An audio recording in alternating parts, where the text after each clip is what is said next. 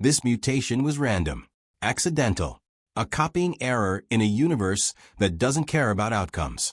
And yet, it created beings who do care, who seek meaning, who ask why. We are the universe's way of understanding itself. A mistake that became consciousness. A typo that became poetry. And now, we hold the pen. So the next time you feel small, the next time you look at the stars and feel the weight of your insignificance, remember, you are carrying a 7-million-year-old accident that became the most complex known structure in the universe. You are the result of a single mutation that said, what if more? And that, what if built everything you see around you?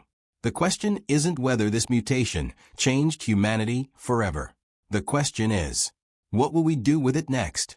If this story resonated with you, hit that subscribe button. We explore the hidden forces that shaped our world and the ones shaping our future.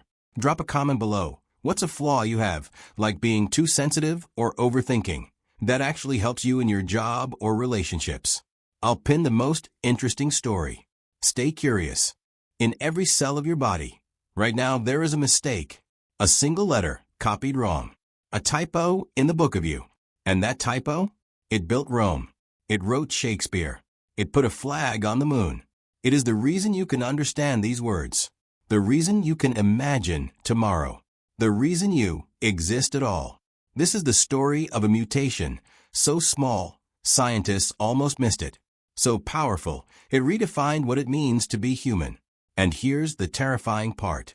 It almost didn't happen. Welcome back. Let's go back 7 million years. Picture the African Rift Valley, roughly 2.5 million years ago. The forests are dying. The climate is shifting, cruel and fast. Where once thick canopy sheltered our ancestors, now there is only grassland, sun, and the endless horizon. Our cousins, the chimpanzees, retreated deeper into the shrinking woods. They made a choice. Stay safe, stay small, stay the same. But our ancestors? They walked out into the open. And they were not ready. They were slow, weak, naked. Their brains were barely larger than a chimp's. They couldn't run down prey. They couldn't fight off predators. They had no claws, no fangs, no armor. Every sunrise was a gamble. Every nightfall, a question. Will I see tomorrow? For 2 million years, they survived on the edge, scavenging, gathering, running, dying young. And then, something changed. Not a big change. Not a dramatic one. A single switch, flipped in a single gene, in a single individual, in a single moment that no one noticed. But evolution doesn't need drama. It only needs advantage. The gene is called SRGAP2. Don't worry about the name. What matters is what it does. In every primate on Earth, this gene controls how neurons migrate during brain development. It sets the rules. It keeps things orderly, efficient, predictable. But in one individual, one child, born to frightened parents on a dangerous plane, a single copying error occurred. One letter wrong. One protein slightly altered. And that child? Their brain developed differently. Slower, yes. More energy hungry, absolutely. But also denser, more connected, more flexible. Here's what most people don't understand about brain evolution. Bigger isn't always better. Elephants have bigger brains than us. So do whales. But their neurons are spaced out. Their connections are limited by physics. This mutation didn't just add neurons. It changed how they talk to each other.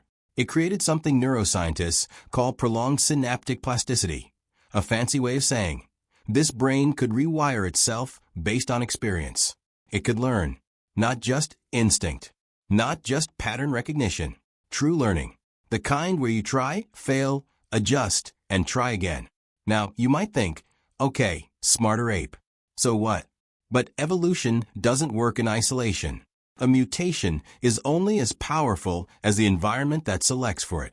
And our ancestors were in the perfect storm. Remember those open plains? The ones that nearly killed them? Suddenly, that slow, weak, naked body wasn't just a liability. It was a laboratory. You see, when you're a chimpanzee in a forest, you don't need to innovate. The forest provides. You memorize fruiting seasons. You follow tradition. You do what your mother did, what her mother did, stretching back millions of years. But on the Savanna, there is no tradition for this. No ancestral knowledge of how to survive in grass taller than you are, under sun that burns, among predators that hunt in packs. Every day was a new problem, and this child, with their slightly different brain, could solve problems their parents couldn't. They noticed patterns others missed. The way stones fracture, the angle that creates a sharp edge, the weight that flies true. They experimented. They failed. They remembered what worked, and they taught. This is the part that breaks your brain if you think about it too long.